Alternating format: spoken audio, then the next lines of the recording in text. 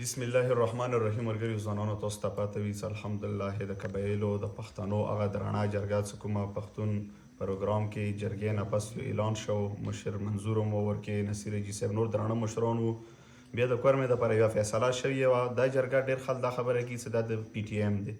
دا د پی ټی ایم نه دی، دا د ټولو پښتنو دی کې هر ګوند والا، هر پارټي والا، هر قوم نه خلک شته. هغه کسان چې هغه د قوم درانه سپینګیري دي، مشران دي، علما کرام دي. نن دا خبره ډېره کېږي چې یاره د جرګه کومه ری ناکامه شوه یا د جرګه واپس راغلې ری. الحمدلله جرګه اوس هم کورمې کې نه واپس شوې ری. دا د پښتنو جرګه ری، دا به انشاءالله کامیابیږي او مشران لګیا دي چې الحمدلله ډېر ښکلی کوشش روان دی. او دا پرپیګنډه بیا کېږي چونکې چې دې ځنې استانه کو هغه ځنې استانه کو. بالکل الحمدلله تاسو به لیدلي وي ویډیوانې شیر شوي دي. که هغه مو اهل سنت ته ورغلي یو موږ ښه استقبال کړی ری، ښه عزت قدرې کړی ری. که بیا اهل تشي ته ورغلي یو موږ هم ښه استقبال کړی ری، ښه عزت قدرې کړی ری.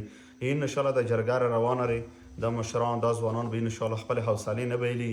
میاشت لګیږي، هفته لګیږي، نور کار دا د الله پاک کار دی. انسان هیڅ نشي کوي، څه کوي خدای پاکي. خو انشاءالله مو ورته ښه په ډډګیرنې راغلي یو. دا جرګه به دغه مشران انشاءالله سهار ته رسي.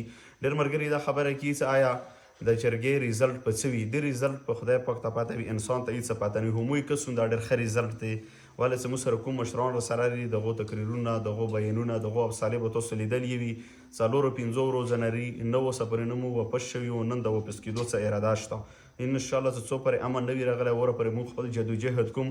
د کامیابۍ دغه ذریعه ری. الحمدلله تاسو کسو چې کوم ورځ نه دغه جرګه رانوتلې ری، ډېره تبدیلي عوام کې راغلې ری. ډېر ښکلی سوچ، ډېر ښه فکر والے څه د جرګه مخلصه ری.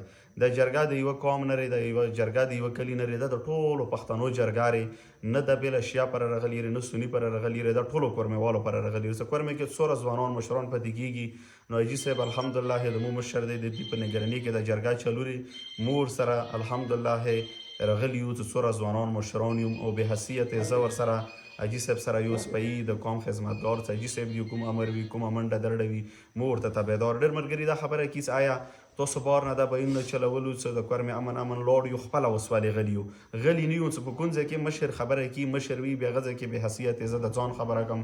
ما ته دا شیخان نه راکېږي. مشران ته خبره وکړي چې تاسو په دې ځای کې خبره وکړو، پاسو یا دا خبره وکړو، نو موږ ته ځان باید لیدی شي. ولې چې د کوم درانه مشران، ځوانان، علما کرام د پښتنو ولوي، نه هغه ځای کې د خبرو کولو ضرورت نشته. خو انشاءالله د پښتنو دا هغه کامیابه جرګه وي چې دا به تاریخ کتاب کې لیکلی شي. نور به حاجي صاحب هم در سره خپلې خبرې وکړي سره روانې جرګې ده. بسم الله الرحمن الرحیم. نو نجیب خان ورور خو په تفصیل باندې خبره وکړه، سره ضرور نشته. انشاءالله تعالی جرګه روانه وه. نن موږ 5مه ورځ ده تقریبا. انشاءالله تعالی موږ دلته یو، اوس هم په ساده کې یو، په کورما کې، بړه چینار کې هم لم تلي وو او بیا لاندې هم تلي وو بشاریله. او انشاءالله تعالی که خیر د الله نه وي جرګه جاري او که خیر د الله نه وي سبا هم غونډه او پاس د جرګو په میدان باندې هلته په ساده کې.